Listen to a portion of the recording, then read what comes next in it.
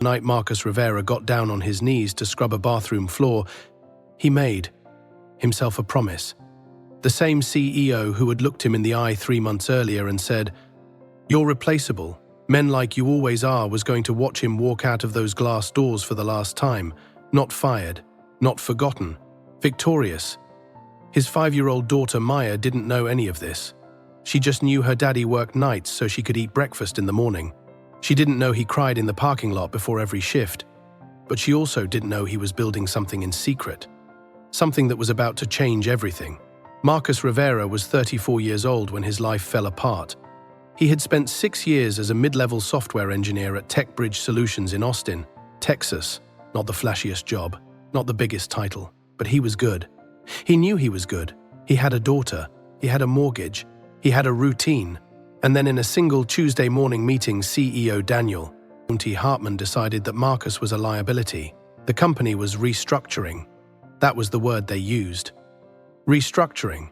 What they meant was Marcus made too much money for someone who didn't golf with the executives, for someone who ate lunch alone and went home at 5 p.m., as someone who was raising a daughter by himself. His wife had left 2 years earlier. No warning. No goodbye letter.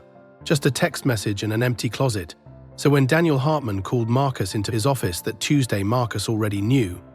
He just didn't expect what came next. "Marcus," Daniel said, not even looking up from his laptop, "we've decided to eliminate your position." Marcus sat down across from him. "Eliminate it? Or replace me with someone cheaper?" Daniel finally looked up and smiled, not a kind smile. "Does it matter?" Marcus felt the room shrink. "I have a daughter. I've been here 6 years. I've built 3 of the core systems this company runs on right now, and you've been compensated for that." Meal cut him off. "We appreciate your service." Service, like Marcus was a soldier being discharged. "You can't do this," Marcus said quietly. Daniel stood up. He walked to the window, the Austin skyline behind him like a crown. "I already did." He paused.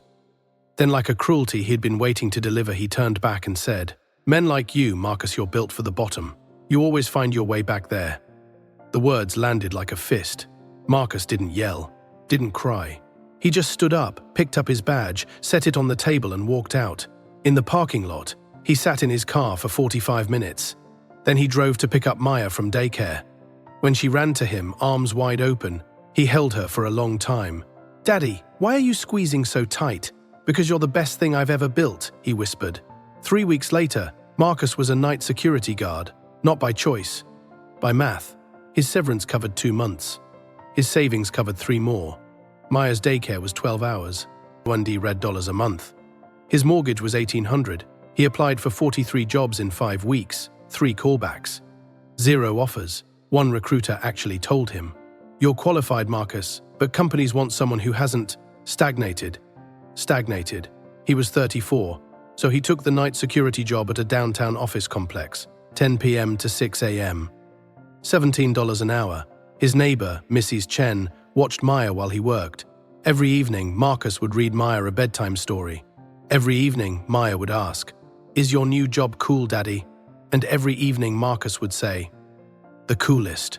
Then he'd drive downtown, check in, sit at his desk, watch the monitors, and code. Not for anyone, not for a paycheck, for himself. He was building an app, a real-time scheduling and communication platform for small contractors and tradespeople.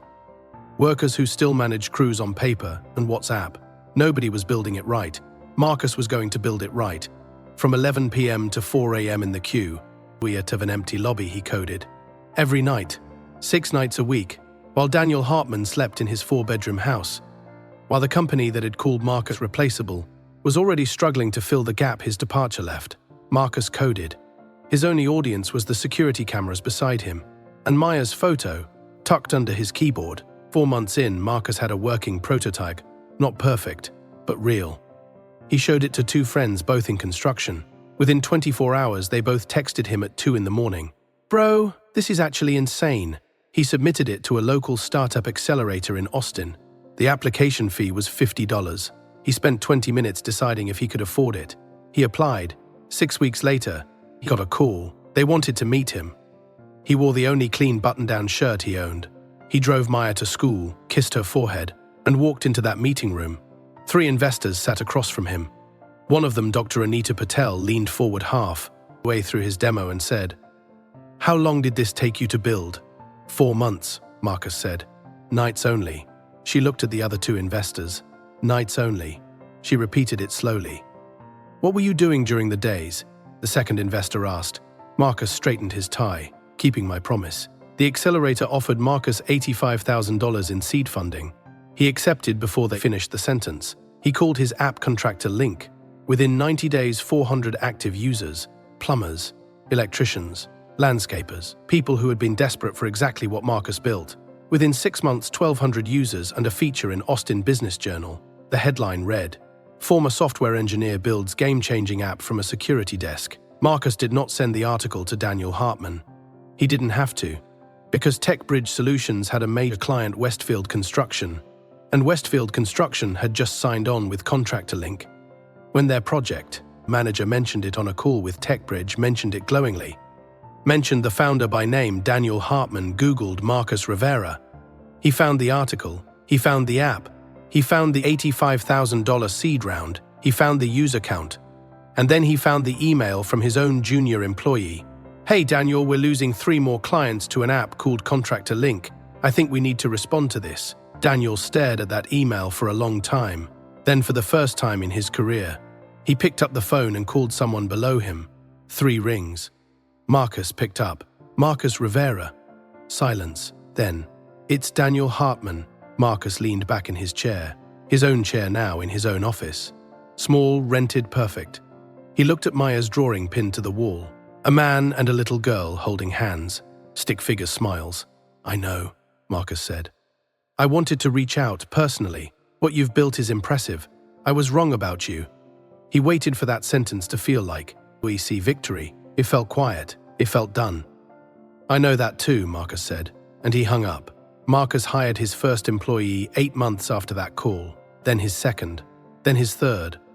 Contractor Link reached 5,000 users before its 1-year anniversary. Dr. Patel called it the most capital-efficient startup I've funded in a decade. Marcus moved Maya to a better school. He caught up on his mortgage. He hired Mrs. Chen, the neighbor who had watched Maya through every single night shift as his office manager. She cried when he told her. He didn't. He had used up his tears in parking lots. One evening, Maya sat in his lap while he reviewed the app's numbers. She pointed at the screen. "Is that your work, Daddy?" "Yeah, baby." "Is it good work?" Marcus looked at the names of real people, workers, fathers, mothers, using something he had built alone in the dark. "Yeah," he said softly. "It's good work." Maya nodded seriously, the way 5-year-olds do when they've settled a very important matter. "Oh, I knew it was, because you never quit." Marcus looked at her. He thought about the parking lot, about the bathroom floors, about the 2 a.m. coding sessions with Maya's photo under his keyboard, about Daniel Hartman, who had called him replaceable, about every single night he had chosen to believe otherwise. He smiled. "Neither do you, baby. If this story moved you, if you've ever been told you were replaceable, drop a comment below. Tell me where you are right now, and if you know someone fighting a single dad, a single mom, anyone carrying more than the world knows, share this video with them. They need to hear. Subscribe to Dad Never Quits. Every story we tell is for people like Marcus, like you. Never stop.